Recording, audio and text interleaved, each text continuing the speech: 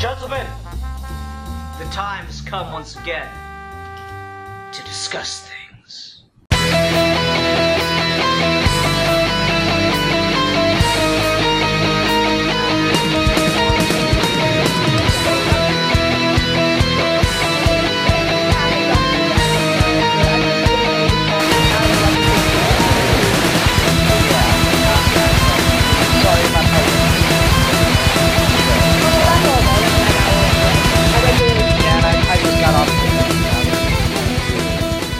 Anyway, greetings and salutations, holy faithful Gentiles of the Seven-Headed Golden Giraffe. Today, I am joined by the Phantom Pin, and the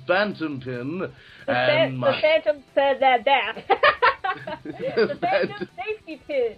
The Phantom, which I still don't know what the fuck that is. It's just an in-joke. I'm actually a Let's Player on YouTube, and that is my username. I generally just go by Phantom. Alright then. And my friend Ian, who has spent the last couple of minutes making me sound like the worst human being alive to our new... Well, you see, that's because we're not friends. Well, it's only because Ian's the second worst human being alive. Don't tell people I'm your friend. I'm not cool with that. Oh, okay. See... That was mean, Ian. Apologize. Oh, no. What I... Dick? Oh, trust me, my friend Ian, he's like... It's sort of like a weird BDSM relationship, but without sex, and he is the only one who gets the pleasure from it. I just have to sit back. Is he the sub or is he the dom? Well, he insults me, and I take it like a bitch. So you take that. So you make your own judgments from that. Yeah, so we're at a fucking nice start, ladies and gentlemen. Today we're going to be talking about the creepypasta phenomenon of Slenderman. And also, we're going to be reviewing the games in general. Yeah, a couple different games. There's actually quite a few Slenderman games now. The original, of course, was Slender the 8 Pages. And that kind of spawned its sort of sequel, sort of remake, Slender the Arrival, which is really good. If you like Slenderman, you will like it, if you haven't played it already. And then there's also, like, stuff, there's one called Slender Anxiety, that's a spin-off sort of 8 Pages. Then there's, why is there hissing in the background? That's Milan. What? Are there snakes? Do we have snakes in the chat right now? Yes. Sorry, my father is performing black magic, and he's opened up a portal to the dimension of snakes. And, yes. I'll just mute my mic. As long as I don't get on my plane, I'm fine. Anyway, we just did Indiana Jones a couple weeks ago. That's funny. Why do they have to be snakes? Right. Anyway, before we get into the whole Slenderman thing, I just wanted to introduce everyone to Phantom Saftey Pin, which is a name that still makes me question it. In one of her old videos, there's a picture of the Phantom of the Opera with a thought bubble of a safety pin and a question mark. And that is exactly the reaction I have when I think of that username. Good, good. I had hoped that it would give people that reaction. You see, I like to confuse people. No. Actually, the reasoning behind the name was I'm a big fan of Phantom of the Opera. Actually, it's one of my favorite musicals. And there is a scene in the novel version, the original novel, The Phantom of the Opera, where the Phantom actually sneaks into a guy's back pocket and steals money from the guy, and the money was safety pinned into his pocket. And all that he left was the safety pin, so these guys were freaking out about, oh my god, he took the money, but left the safety pin! It's like, guys... It's like a phantom safety pin. It's a safety pin. What are you freaking out about? I suppose they're freaking out because, he snuffed the money from us without opening and closing the safety pin. He's a ghost! Ooh. Anyway, she and I met on the sister site of the Joker Blogs website, which I don't think is up anymore. It was called rancedrainbow.com. It was called rancedrainbow.com. I went as Laughing Fish on that site. Laughing Fish, hooray. Yep, that was me. Actually, one of my favorite Joker stories. Mm-hmm. There's a little text thing we'd talk, and she's a huge Let's Player, and I know she's got this huge fascination with Slenderman and creepypasta in general. So when Milan said we were going to do that, as opposed to the Russian film we were supposed to be doing called Tsar, because the subtitles were completely fucked on the YouTube version of that. Yeah, that's that's kind of sucky. Like it's a movie about. It was supposed to be a movie about about Ivan the Terrible, but yeah. That sounds like it would have been interesting though. Yeah, but the subs just didn't make any sense. They're fucking underscores and numbers. That's the problem with dubs and anime and stuff too. That's why I don't really like dubbed anime that much. Yeah. Well, no, it wasn't dubs. It was all subtitles. Oh, sorry, no, sub. Phantom, you are not bright. It's like midnight where I am. Forgive me. Yeah. Me too. Okay. It's fine. We forgive you. Good I to don't. know. And Ian never forgives. Ian never forgets. Oh, never. Exactly. He's like anonymous. Yeah, he's like an evil elephant.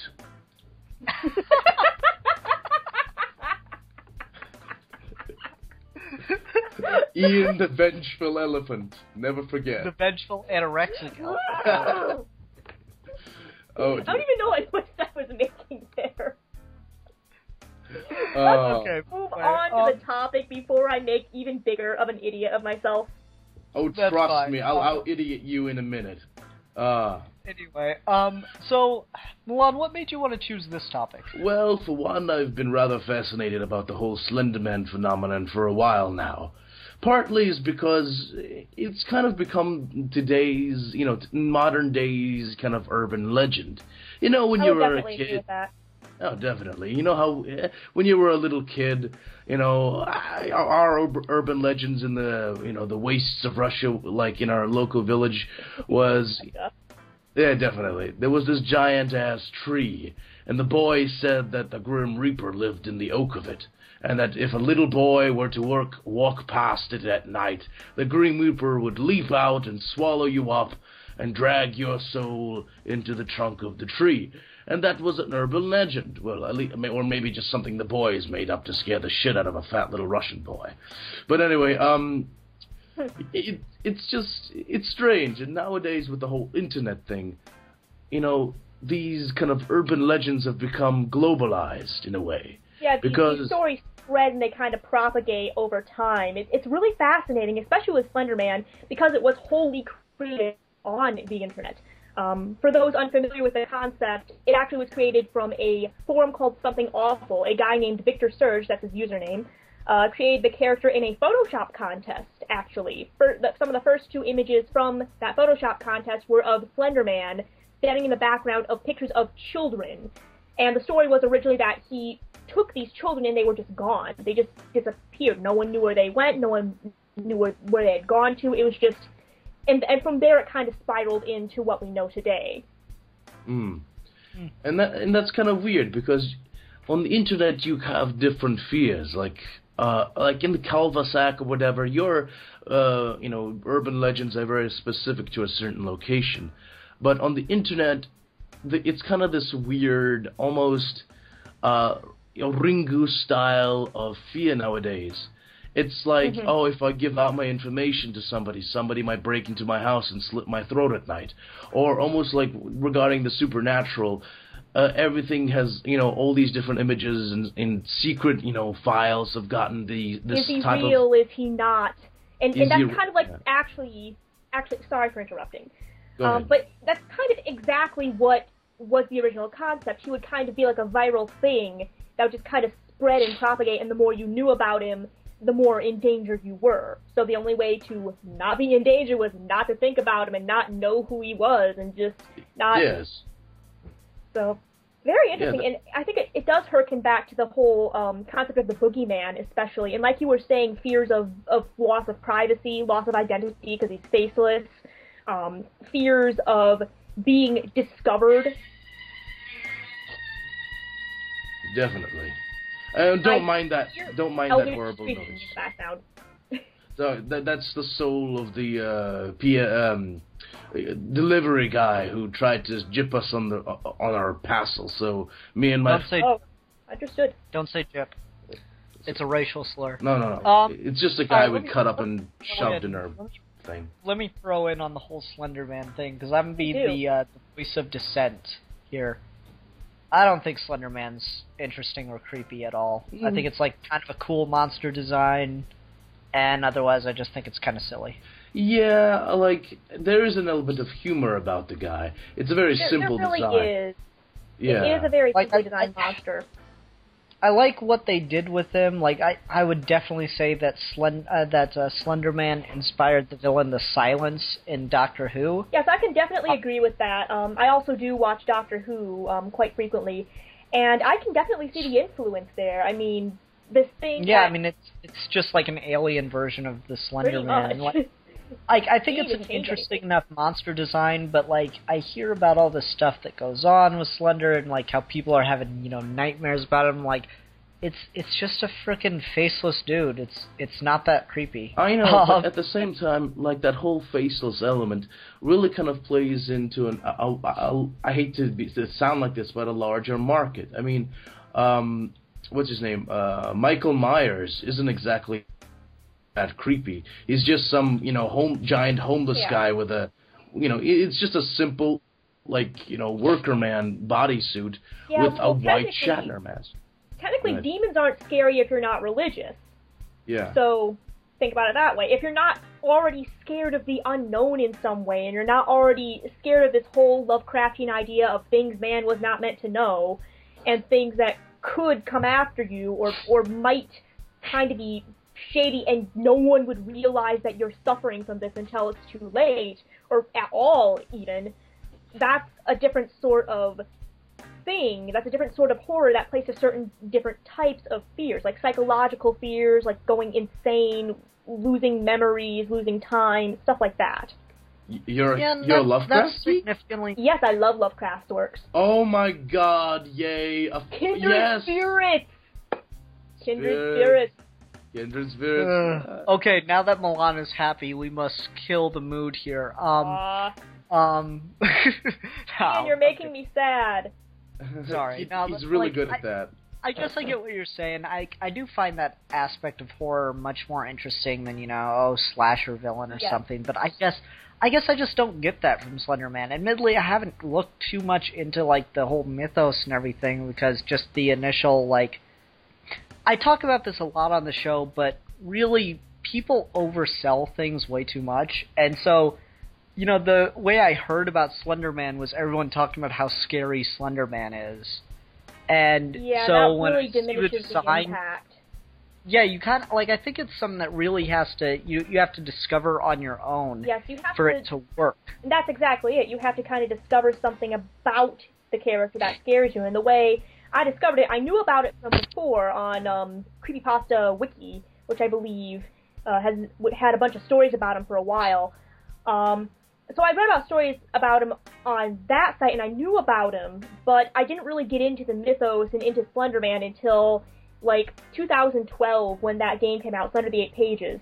And I did a Let's Play of it, and I played it on my channel, and I'm a big scaredy cat. Let's put it that way. I'm a big scaredy cat when I play horror games. So when I played that game, it was actually really kind of scary and terrifying. Jump scares work really well on me. So... Yeah, and people talk a lot of shit about jump scares, but those motherfucking things take a lot to actually set up, because you can't just have a thing going boo thing out of random. Yeah. You have to have a build up, because then it's just random bullshit. You really do have to have a build up. I'm also a horror author. I do a lot of things.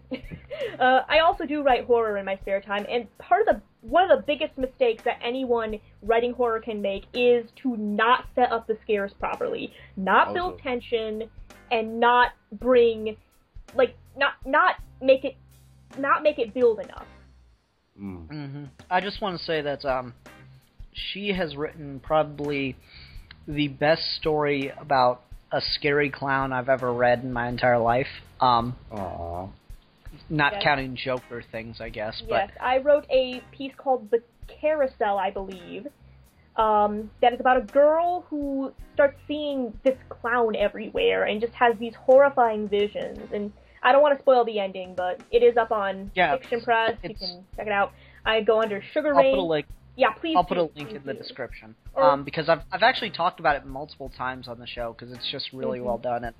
And she took a very unique stance on describing color and making it horrifying, which was very impressive to me. So Phantom knows what she's talking about when she talks about horror. So that makes me have, like, I don't want to say that I think Slenderman's stupid, but I think that because I don't have the experience of finding him on my own, that it's never going to scare me because I'm always just going to kind of think of it as like a silly thing or something that the doctor could beat.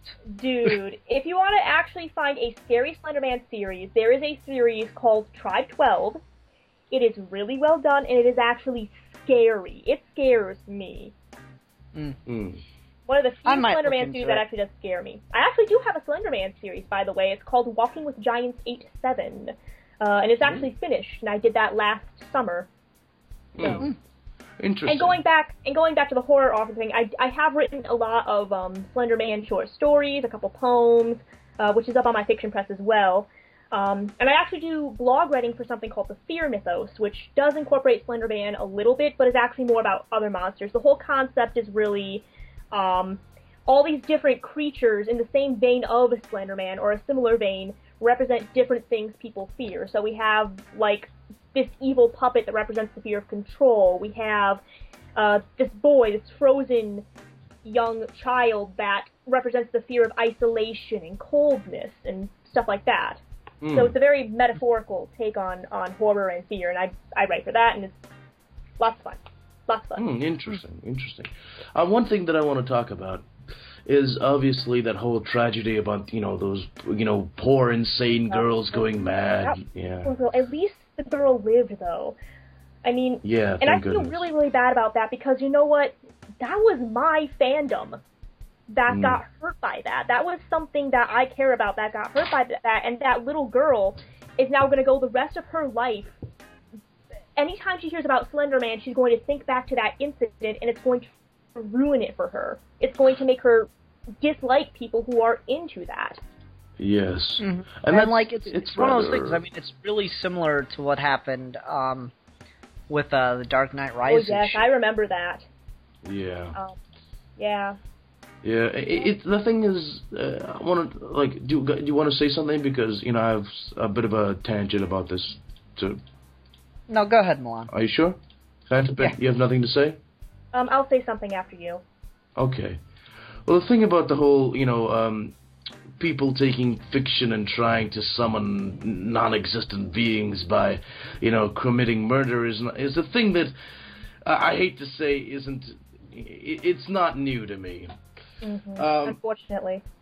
Yeah, unfortunately. That type of stuff, it adds a whole new element of realism to the whole internet myth, doesn't it?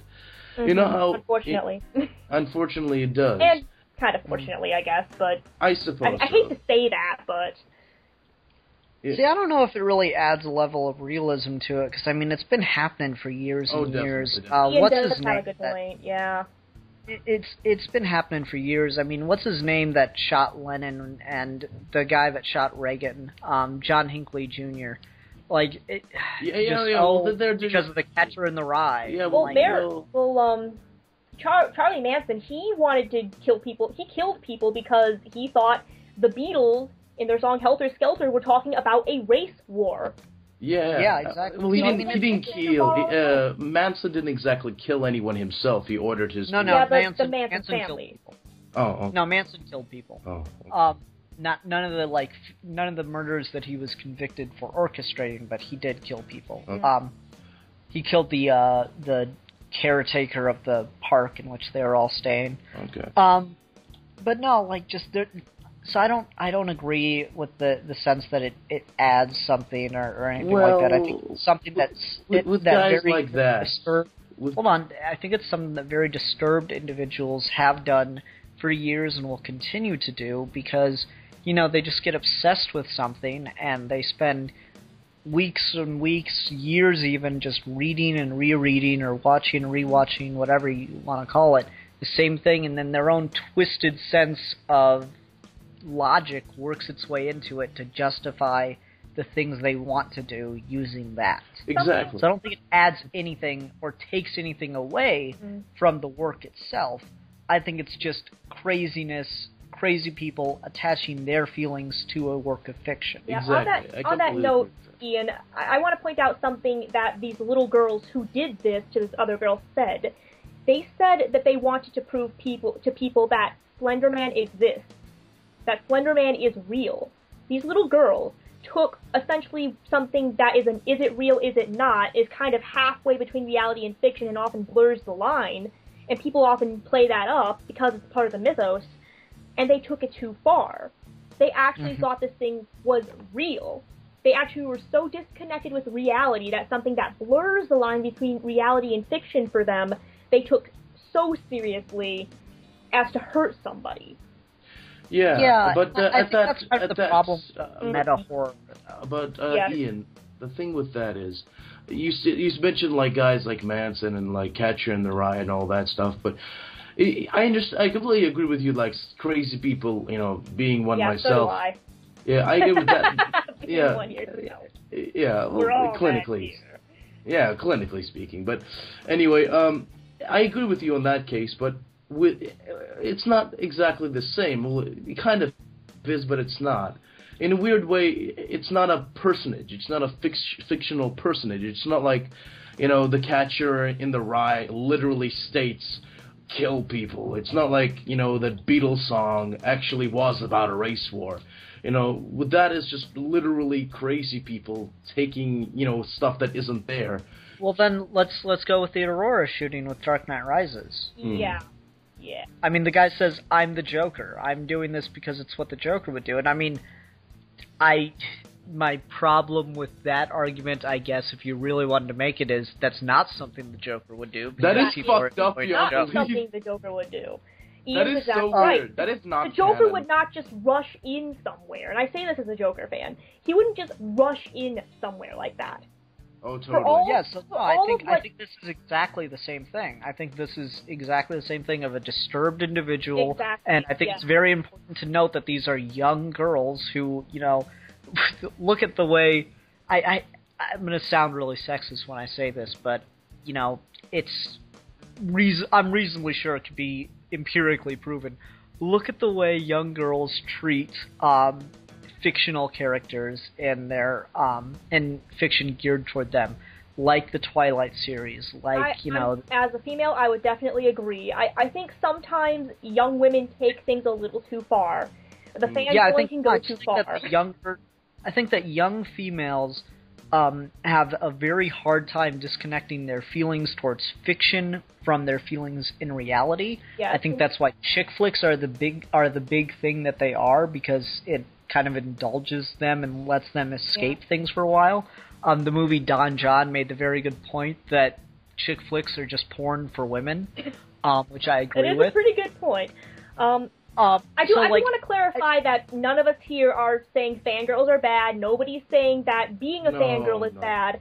We're saying girls or people in general, just in general, people in general can have disconnections too far from reality are the problem. It's not people who get overly obsessive about things. It's people who go so far past overly obsessive that it's unhealthy and they start actually believing it's real. Yeah, about that. And I just want to say this real quick, because I keep spinning around this point. It doesn't matter that they're trying to prove that Slender Man was real, because they're clearly at an actual definable disconnection from reality, in that they literally believe that something was not real, that something was real that was not.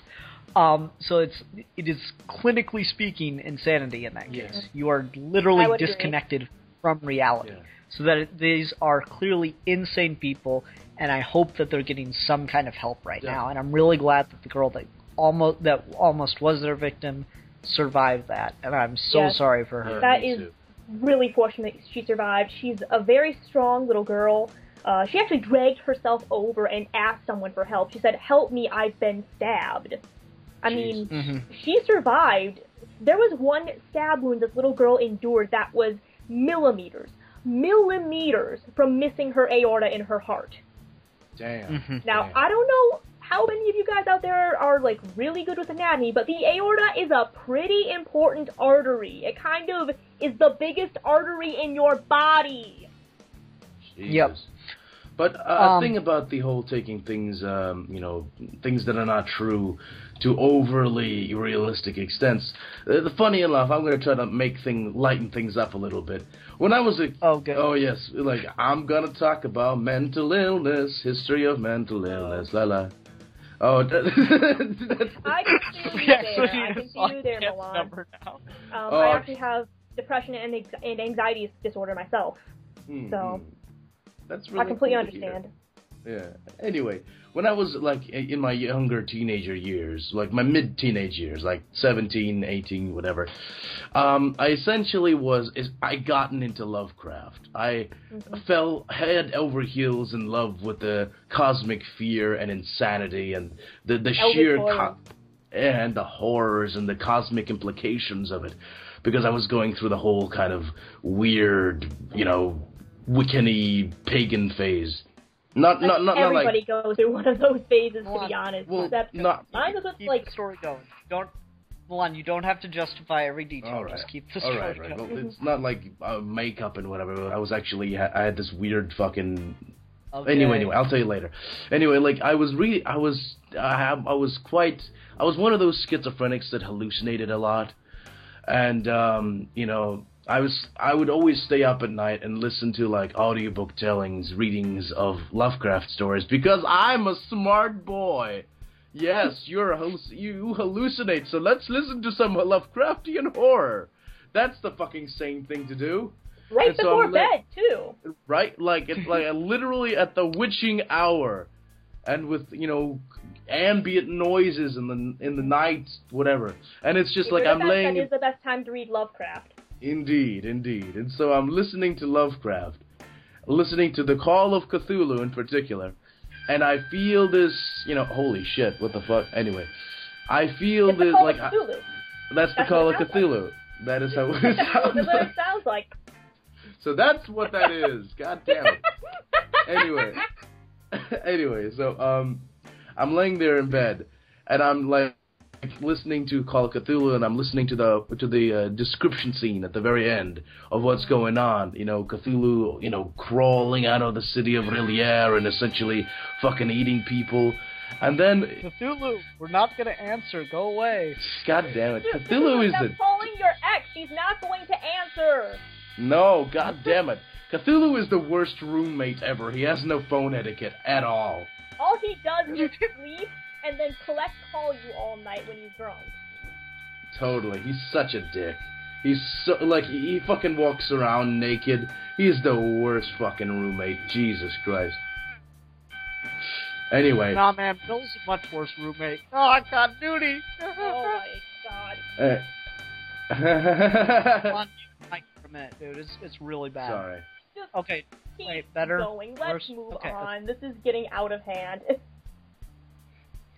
Anyway, no, Milan, you've told that story before, so it's okay. Sorry, bud, but you can come back when the mic's better. But yeah, it's cool. This whole discussion has made me think of I think that's kind of the problem with meta horror, is it's a lot easier for people to take it too seriously, because if the stories out there about Slender are anything like the way that H.P. Lovecraft writes, where he's not talking about the thing itself. Let me rephrase that. The thing itself that he is talking about is not the scary thing. Fish monsters are certainly horrifying. Horrifying, but they're not that scary, to be honest. Yeah, what's scary is the descriptions of madness and the meta nature of the horror he's writing. And I'm assuming that's what a lot of people... Yeah, the idea that there's something else out there that is bigger than yourself, something that there is that could... Yeah, that's very existential. Yeah, it's more of an existential horror. The thing about, somebody said this really cool thing about H.P. Lovecraft. It said, I think it was on a game show or whatever, and it was this girl who said, Lovecraft wrote the type of horror that would scare an atheist. And I would have to agree. Yes, I would definitely agree. Shut up, Cthulhu, you goddamn bastard! What the fuck, dude? I'm trying to have a conversation. Jesus Christ, mate. Go back to sleep, Cthulhu. Stop. Motherfucker, you smoking my weed? God damn. I'm sorry, ladies and gentlemen. This motherfucker, I'm gonna give this... Dude. Okay. Yes, you see, Milan lives in a shitty government-owned house, so these kind of things happen. No, but it's funny that he was like, Cthulhu's a terrible roommate, because we did a animated sketch where my friend Bill, his avatar is Godzilla in a suit jacket. We did an animated sketch where Godzilla is living with me, and Godzilla is a terrible roommate. Yeah. Godzilla's not himself when he's hungry. Like that Snickers commercial. Right. That was a good one. But anyway, so yeah, I think the idea of meta horror really, really changes the way in which people take it, though. Yeah, but the way in which people take the point you're making, and I think it kind of opens the door for people to interpret it in different ways. And I think anything that's more vague and meta and more focused on a metaphor or just an idea getting across as opposed to a strict story in and of itself has the potential to be taken very wrong. I think that's why Catcher in the Rye really kind of gets the reaction that it does, and I think that's kind of why this thing with Slender has happened. Yeah, no. I have to kind of agree with that. I think the thing with meta horror is it's a lot like satire. You either get it or you don't, and you fail at getting it miserably. If you get it, it's fun, and it's a story, and it's enjoyable, and it's all just fiction. But when you don't, people get hurt. Mm-hmm. The thing with that is, with that type of literature, it's really hard for the mentally ill, especially for people who can't really grasp the difference between fantasy and reality. You know, it can get. I'm not saying, oh, that type of literature is bad because it might cause a crazy person to go out and stab somebody. Nope. Not saying no trigger warnings here. No trigger warning. I'm just saying, you know, it just has that. It should literally, that type of book, those type, goddamn, fucking Cthulhu, stop it! He's a fucking troll. He is the worst type of, I know what you're saying, Milan. That type of horror can be very hard to distinguish reality from fiction in. And I think with people who already have that disconnect, it does cause problems. And I think it requires a level of maturity to understand it, too. Oh, I would agree. Which is probably why the whole thing with this stabbing happened with younger kids. Because I could have, you could have told me it was boys that did this, and I'd believe it just as much. I just thought to add that extra point about girls, because that is a very young girl kind of thing. But no, I just is a very young. Well, yeah, I remember when I was a young girl, I stabbed people all the time. Well, my little totally. Language is mom, isn't it? brother, you know what I was sister, grandma, grandpa, my best friend, my teacher, my principal, that lady that lives across the street, Ian, Milan, myself, Cthulhu. Please stab yourself now so you'll shut the fuck up. Okay, you killed me. I'm dead. You killed me and I'm dead. Awesome. Goddamn. Cthulhu, Papa, yo mayor. But that is not dead, which can eternal lie. So. Oh, God. No, but like, why do we keep getting on this tangent about Cthulhu? Because there's Cthulhu in the background. He's using his hypnotic powers to make us talk about him. Yeah, sorry everyone. But anyway, No, let me just finish this point real quick. I think I could totally believe that this whole stabbing thing would have happened with boys just as easily as it did with girls. But I think that it requires a level of maturity to understand meta horror or meta anything for that matter. I mean, children or younger people don't understand metaphor, and that's why it's so profoundly effective, or it just completely misses when they're reading it. Yeah. And I think that's an important distinction to make. So these kids that are reading this meta horror are taking it as, oh no, this is an actual account of reality. Then they just made video games out of it because we live in a commercial world. Is probably the thought process. And well, that's the kind of original Slender the 8 Pages was actually created by a guy who was a fan of a web series called Marble Hornets, which is actually the biggest, most influential Slender vlog out there right now. And this guy basically, in his words, created 8 Pages as a quote-unquote love letter to Marble Hornets, because he's such a big fan of Slenderman and of that series. Mm. And going back to your point, Ian, about meta-horror, I think part of the reason, too, with Slenderman and with all creepypasta, going back to the bigger picture, is that creepypastas in general tend to be told like ghost stories, like urban legends. So sometimes people take an urban legend and be like, oh, is he real? Is he not? It's like Sasquatch. The Sasquatch. Yeah. People believing the Sasquatch is real.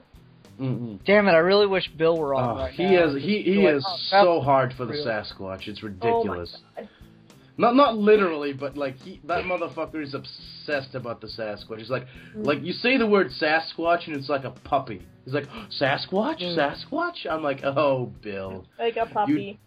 Yeah, like a puppy. Obsessed about the Sasquatch. Anyway, go right ahead. Well, we just finally got to the game, and I think it's worth talking about a little bit, because that's one of the major exposures I've had to Slender in general, and creepypasta in general, because I have this thing called a job, so I don't seek that shit out. Sorry, Ian just naturally sounds condescending. He's just Ian has this thing called a life, which Milan and I do not have, so... Exactly. Yeah. So, like, the first major exposure I ever had to Slenderman, besides, seeing pictures of him or whatever, was seeing the Slender the 8 Pages game. And, I watched a Let's Play for this since it's such a short game. And I also found another version. Then I found another version of a Let's Play where the music that plays when Slender shows up was replaced with the song "Give Me $20." Give me $20, no wifing in the club. I do want to explain that. The "Give Me $20." Hold on a second. Sorry, Ian. Did you want to say something? Yeah. Let me just finish this. So, like, the very first major exposure I ever had to him was the game, and it's just like he just stands there. It's like the easiest game in the world to beat. So yeah, unfortunately the game is not a super good representation of what Slenderman is about, and it hits on the basics. This guy that follows you around until the time is right, and then he gets you. It's more the fear of being followed and being hunted. It's not like, oh my god, he's gonna get me, he's gonna get me, he's gonna get me.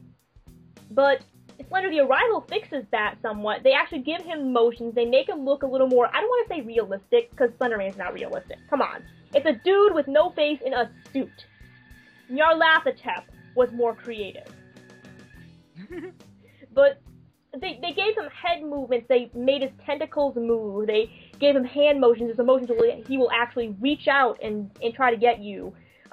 He has the head tilt. He looks down at you and leers down at you and moves, and it's creepy. It is really, really creepy to see this thing that you're used to seeing as looking static in a picture in a background or something, or even in Slender the 8 Pages, move its head and like look at you and scrutinize you like he's thinking. That's that's kind of a fucked up thing, if you think about it. You have those very, very static images, and when you see something that you expect to see stay still move, it's just kind of an added bonus to the, oh shit, things are for real now. Oh shit, he's actually there, holy crap. Yeah, it's fucked up, yeah. Yeah, see, like, as someone that's actually made a video game, which, it's a run around and look at stuff video game, but still. Also like Myst. Like, no, much worse than Myst. It's seriously just me playing around with Unity, trying to figure out how to do stuff for a class. But, like, as someone that's done that, and as someone that's done animation and stuff, I think one good way that you could totally sell Slenderman is if there were pictures of him all over the place, and most of them are just still images, like, clearly just a picture. And then just every so often you get one that, like, turns its head and looks at you. Oh my god! That would be brilliant, Ian. Oh. I actually really like that idea. Like, he can actually look through the pictures at you. Yeah. And that kind of brings back to the whole That is fucked up, and that kind of harkens back to the whole Lovecraftian horror idea of, like, and the weeping angels from Doctor Who. That's like the weeping angels a little bit, where every image of an angel is an angel. Mm-hmm. Yeah, Milan's not a Doctor Who fan, so we'll spare him that. Yeah, but for those who are Whoians, you totally know what I'm talking about. Oh, yeah. Right. Yeah. Don't blink. I'll blink all I want, motherfuckers. Anyway. Then you'll die. Actually, you won't be dead, but you'll be, like, back in 1885. And, oh, my God. Like, you ever think about this? How much of the angels fucked with history? Because you can't just send someone back 100 years. Okay, and we can't do this, otherwise we'll be on Doctor Who all night. Yeah. Anyway, so, like, I want to talk. You guys have been talking for a while. I want to mention something. Go ahead. Anyway, I've introduced Slenderman to my 5-year-old sister. Oh my God. And like we have like some pretty good versions on my iPad, and she's like, Milan, like whenever I come visit her, she always runs up to me and says, Milan, I want to play the Slenderman. Like when we first played it, she loves Slenderman. I'm gonna make her a Slenderman plushie. That's adorable. Yes, she loves Slenderman. See, unlike you... Okay, after this story, we're going to talk about the cutizing of things and whether or not Slenderman can be cute. All right, oh my God, good topic. Anyway, hello? Are you guys still there? Oh, yeah. Keep going. I'm just eating cereal, so I'm muting my microphone. I'm listening. Anyway, so, like... I put like a Slenderman game on my iPad because I wanted to play on the train on the way there, and my little sister loves my little iPad and she likes to play with the games, and she's like, Milan, she's a little Russian girl, 5 years old, says, what is this? I'm like, oh, that's Slenderman. What is the Slenderman? I say, it's a scary faceless thing that eats people. She's like, I want to play. And I'm like, okay, it's really scary, don't tell your mother. And she's like, okay. And don't tell your father or he will slit my throat because he is a Russian ex-military guy. And she's like, don't worry.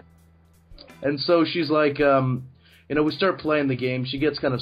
I'm just going to interrupt real quick to point out that Milan taught his 5-year-old sister how to lie. Yes, I did. Yeah, that's fucked up, dude. Well, she's Russian. It's innately known in her heart. That was very racist, and I'm ashamed of you. I am Russian. I can talk about that type of shit. It's kind of like having N-word privileges if you're black. Yes.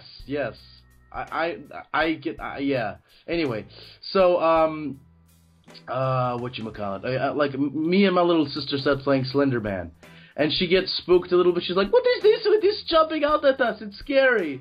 And I'm like, oh, don't worry. He'll just eat your eyes if you look at him. I'm sorry, but I gotta cut in again real quick. Because I had a mouthful of cereal during the whole Russian thing. I'm not Russian. And though my friend is, I'm not using that as an excuse. But I like to make Russian jokes. And I had a thought today. Yeah. You know how you can tell Tetris was made by a Russian guy? How?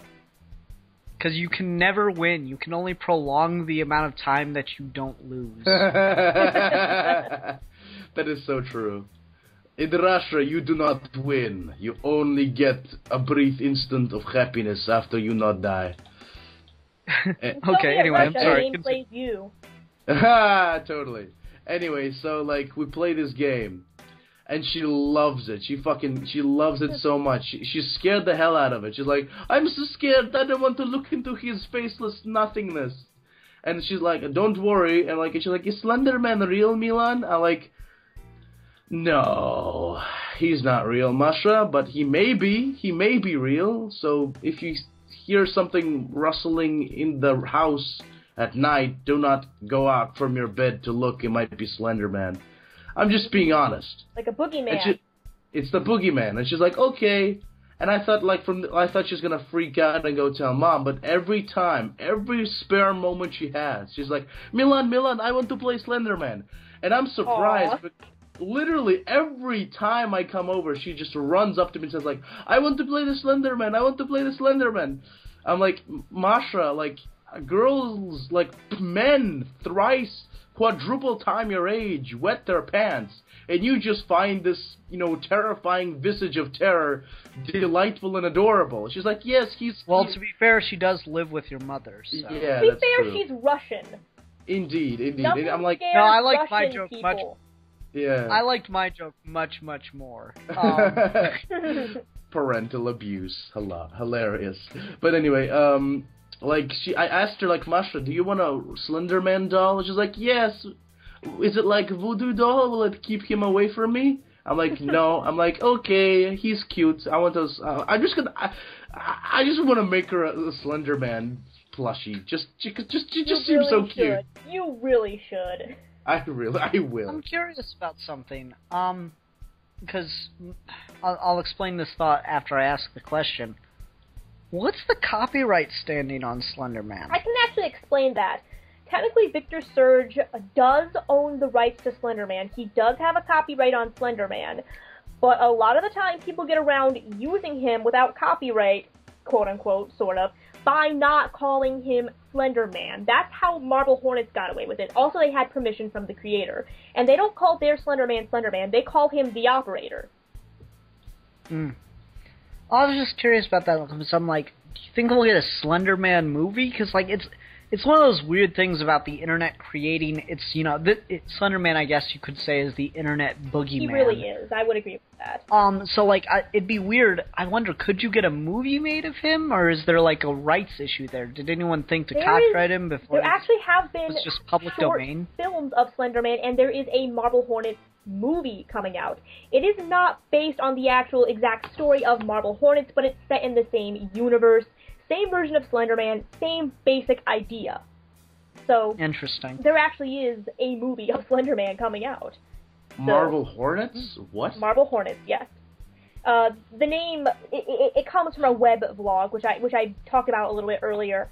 The basic idea, and this kind of set the tone for all Slender vlogs to follow, is this guy named Jay, his friend moves away, and he gets some tapes from the guy, and he starts looking through the tapes, and the tapes were from his friend's unfinished project, which he was calling Marble Hornets. And as Jay is looking through the tapes, he notices these weird things in the tapes that look like, well, Slenderman. And from there, things just kind of spiral out of control.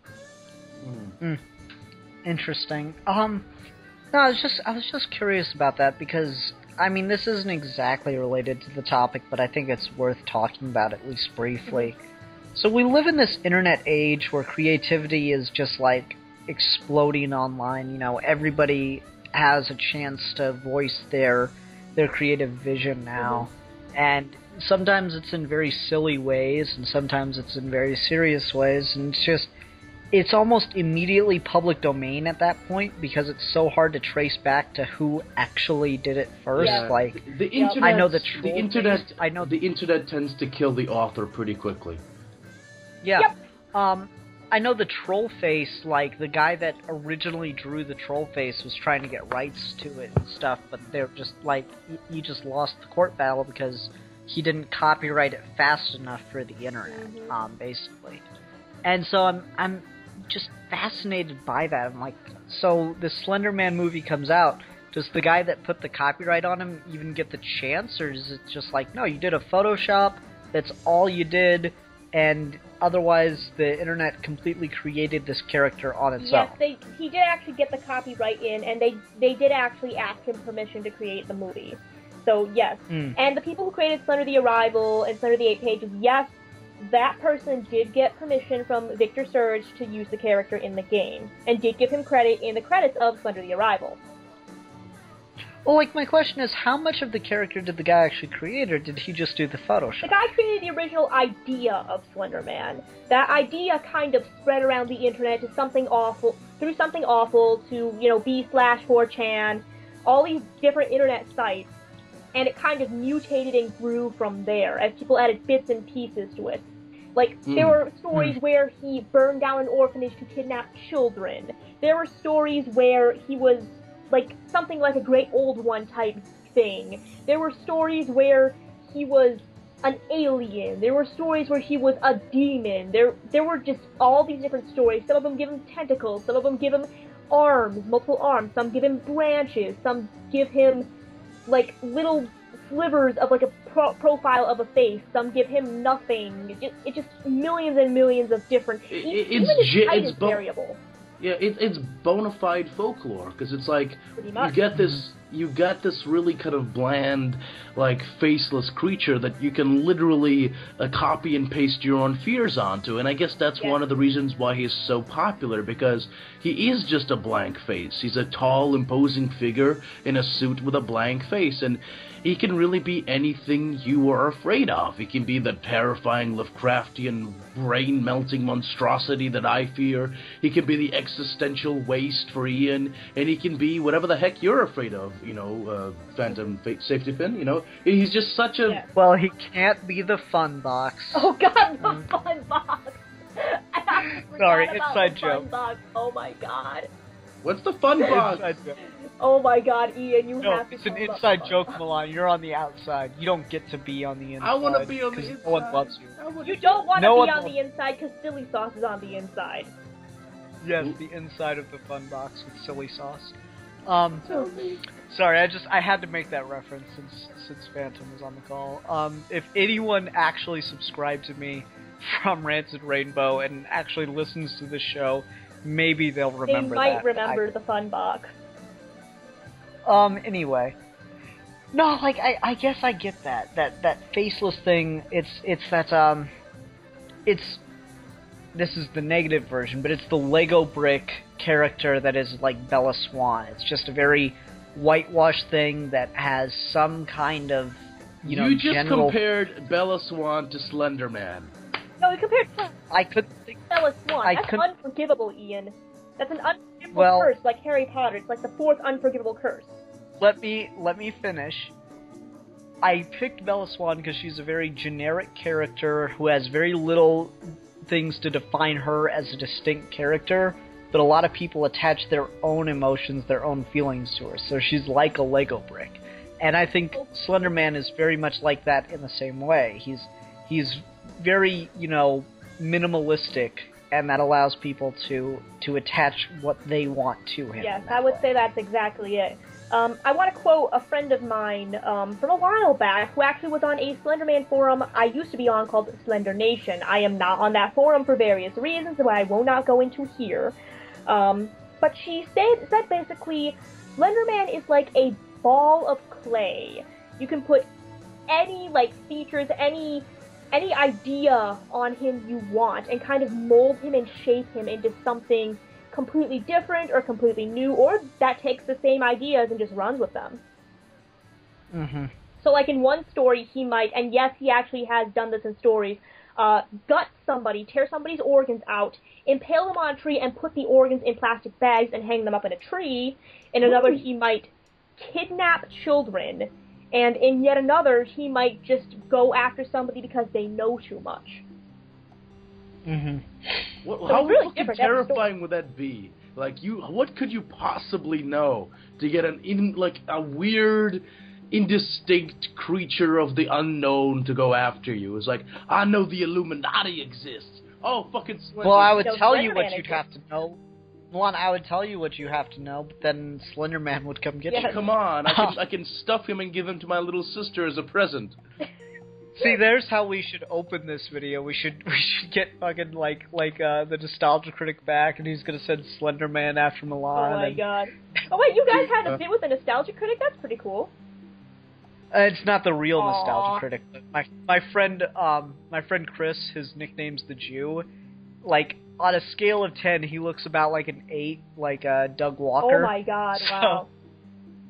So we put him in the Nostalgia Critic outfit, and then just have him do he's got this. I'm the Nostalgia Critic. I remember it, so we have him do that. And he's got he's got this whole feud thing with Milan, and he hates him. So he tried to kill him by sending Quint from Jaws after him, and he tried to send a Terminator after him, and it just didn't work out. Send Slenderman after him.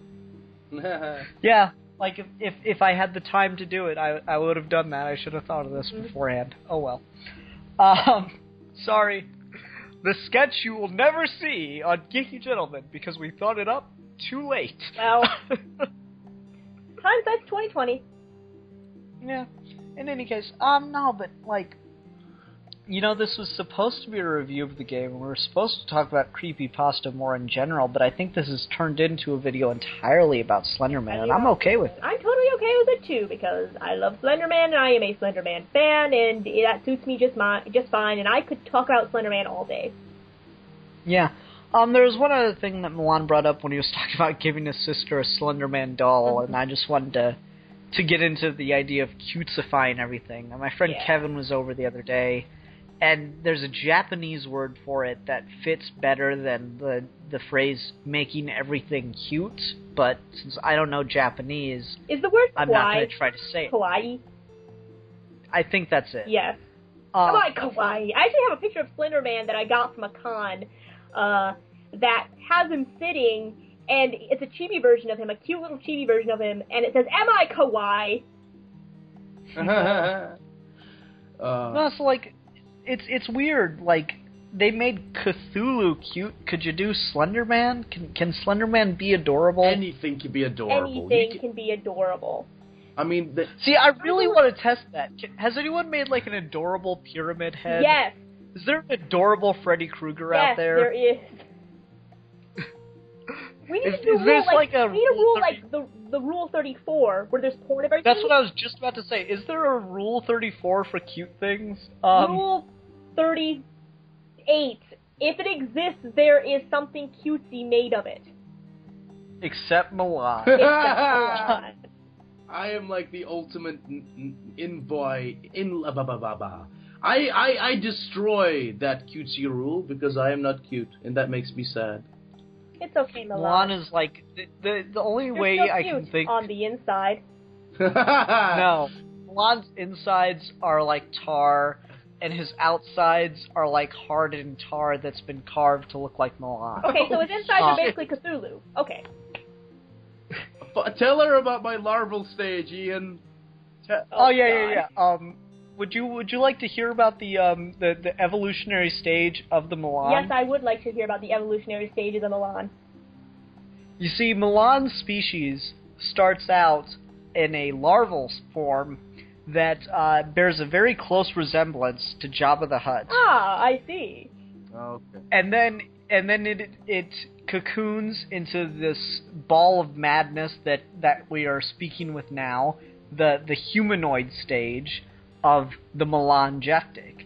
Oh. And then eventually, after many years of dwelling in madness, gaining power, and inspiring fear and nightmares in others, the Milan breaks out of its cocoon and forms a fully sized Cthulhu.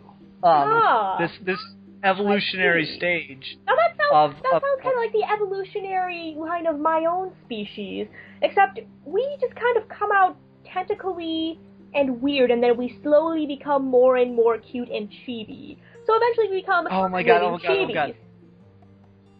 We did a Milan used to have this show they did called Jebediah Springsteen, and we did one where he was reading the Necronomicon to kids, and he was talking about me.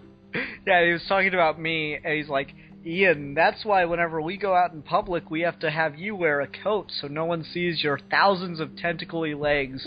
And I just go, I give the best hugs. Aww. Tentacle monsters give the best hugs. Can we all just agree that Slenderman would give the best hugs ever? I mean, his arms are so long, and he has all the tentacles. It would be the best hug. Kind of slimy, though. I think Cthulhu gives better hugs, but, Cthulhu could give pretty good hugs, too. Yeah. Okay. I just wanted to talk about the cutesifying thing. I think it's weird that everything can be cute, and I think that means nothing can be scary anymore. Like, I would just... You know what I'd like to see? I would like to see Freddy Krueger, who is, like, the only intelligent, scary fucking monster from that era that I can think of. I'd like to see Freddy Krueger encounter a cutesy version of himself just to see how he would react. Oh my god. It's like the Joker encountering a chibi of himself. I think the Joker would fucking love it. Yeah, the Joker would love it. He'd be like, oh good, now people see that I really am for kids. Here! Like, I'm going to take a little cute version of me, and we are going to go tear Gotham a new one. He would pick it up, throw it at Batman, and it would cling to Batman's mask and just, like, scratch his eyes out, is what would happen. And then Batman Milan would really be blind as a bat. That was Milan terrible. did an interview. Oh my god, can I get this out? Milan did an interview with Lord Jaezer a while back. And halfway through, it turns into an interview with the Joker. Don't get me wrong, Lord Jaezer has a great handle on the character, and he does an amazing Mark Hamill impression.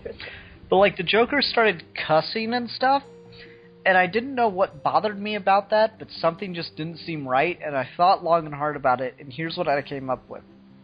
I do not see the Joker cussing because he would like to think of himself as family-friendly entertainment. Yes, that makes perfect sense, actually. That's why it kind of irked me. And, like, you know, I'm not going to... He was doing it for fun, blah, blah, blah, but, you know, I had to think about why I didn't like it.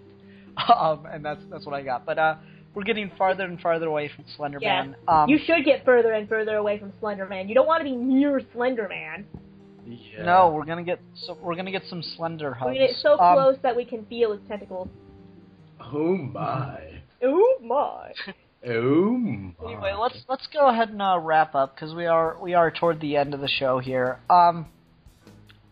Phantom, why don't you give your final thoughts first? About Slenderman or about? Yeah, just about Slenderman. What are your final thoughts on the game Slender and Slenderman on the whole? Any final thoughts you wanted to make sure you got out? I do want to say this.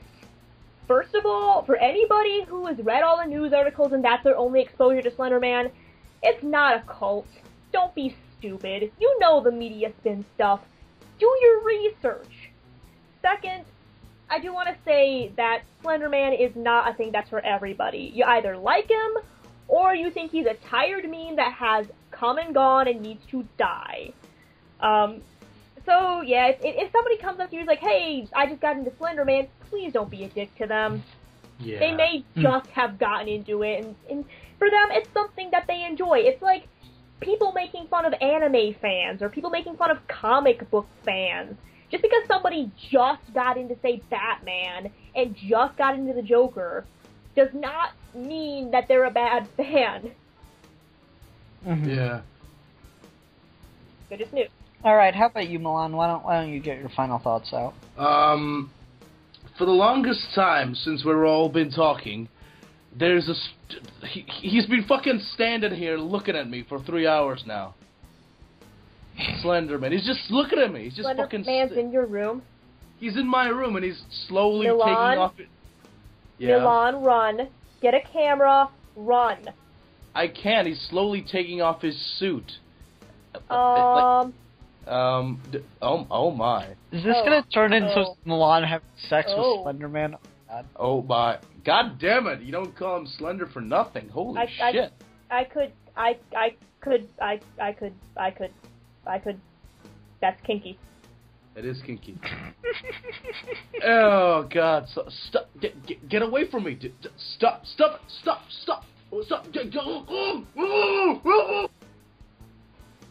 I think Milan just got kidnapped by Slenderman. I think Milan's getting raped by Slenderman. Jesus Christ, somebody help me! Oh my god, that's amazing. Keep going. Well. Okay. Anyway, let me get my final thoughts out on Slenderman. Like I said, he doesn't really do it for me. I think the idea of meta horror is interesting and all, and I think the idea of an internet boogeyman is interesting. But overall, Slenderman just, he doesn't work for me. Now that being said, if you like Slenderman, more power to you. I'm sure that I know there are interesting things about him. That's the whole point of this video. Mm-hmm. Or that's the point that's been made throughout the entirety of this video, rather. Yeah. But it just isn't for me. It's just like I said, I really think, if you've watched this video, then Slenderman is not for you. If you've watched this video without knowing about Slenderman, then Slenderman's not for you, because it's all spoiled for you now. You have to find it on your own to really enjoy it, I think is a big problem. I think you have to go through the experience by yourself for it to really work to its full effect. Yeah, and the problem with that now, though, Ian, is because it's so well known now and it's so popularized, people can't find it out for themselves very much. So it's spoiled for kind of everyone, unfortunately. Yeah, and I think that's why he's probably died down in popularity over the last couple of years. Yes, I would agree. Not last couple of years, over the last year or so, I think he's died down in popularity big time for that reason. Honestly, no, but he's a cool design. I'm glad we got the silence out of him. That's something that I just wanted to mention. I mean, the silence are totally a Slenderman alien. They're pretty much a Slenderman knockoff. Yes and no, because I mean, they have some different power sets, it seems. Okay, yeah. But yeah, I just wanted to get that out there, and I enjoy Slenderman to a certain extent, I guess. You know, I guess I enjoy him to the same extent that I do like Pyramid Head, and I'm not like a huge Pyramid Head thing, but he can be a good joke every so often, or there is the potential for some interesting horror, and you know, we don't get nearly enough horror in this day and age, so that's good horror rather. So I guess I support it in that sense. Alright, so since this was supposed to be a review episode, we're not going to cop out. Yeah. So we are going to give a score. And, Phantom, I'll give the score first, and then you can kind of get the sense of what it is we do. Yeah, which game are we talking? Are we talking 8 pages? Or? We'll do 8 pages, right. Just since that's the most popular, and that's the one I know I've seen a Let's Play of. Since I'm not, afraid of the game, I guess it doesn't do what it's intending to, and it's also not a very good game because you just go around and grab things. So I'm going to give Slenderman, or Slender, the 8 pages, whatever it's called, 2 out of 5 nightmare fuel cans. 2 out of 5 nightmare fuel cans. Yeah. So what you gotta do is create a rating on a 5 scale and use a noun related to the topic instead of a star. I'm gonna say that if you are into Slenderman mythos, Slender the 8 pages probably has more mileage. I'm gonna say if you're really easily scared by jump scares, Slender the 8 pages has more mileage. However, for somebody who's more used to horror gaming, it's really not the best take on the mythos. And if you're a Slenderman fan like I am, you're going to want to play something like Slender the Arrival, or you're just going to want to stick to the vlogs, to be honest, or a role play or whatever. So, for Slender the 8 pages, I would give it 3 out of 5 tentacles. Okay. Slender the Arrival, I would give 4 out of 5 tentacles. Okay. Milan, if you're finished being raped now, would you like to throw in on a score for Slenderman or Slender the Pages? That was the best sex I've ever had. Oh my god! Call me baby.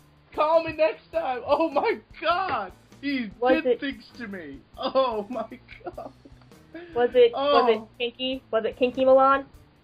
Not as much as you'd think. He's a cuddler, that Slender Man. He's like, you know, he holds me, and he's so nice. He's such a nice guy. Oh my god.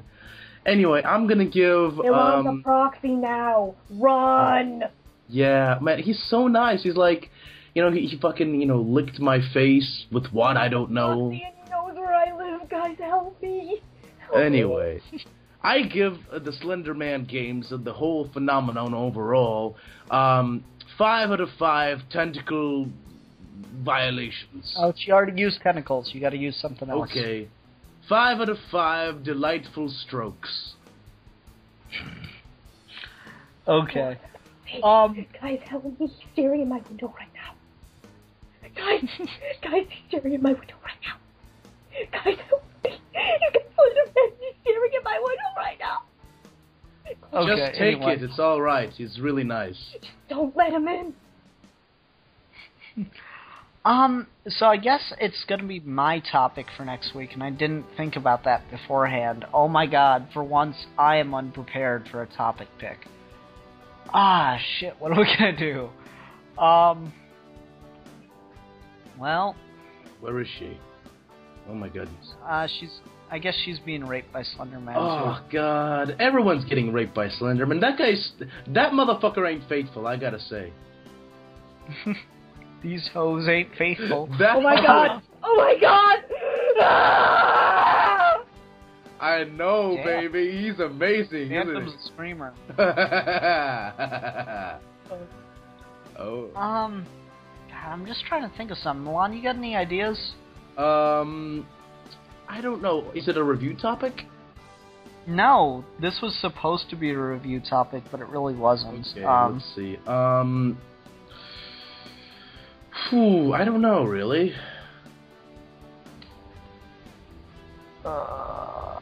Shit. I'm gonna pause the recording and think for a few.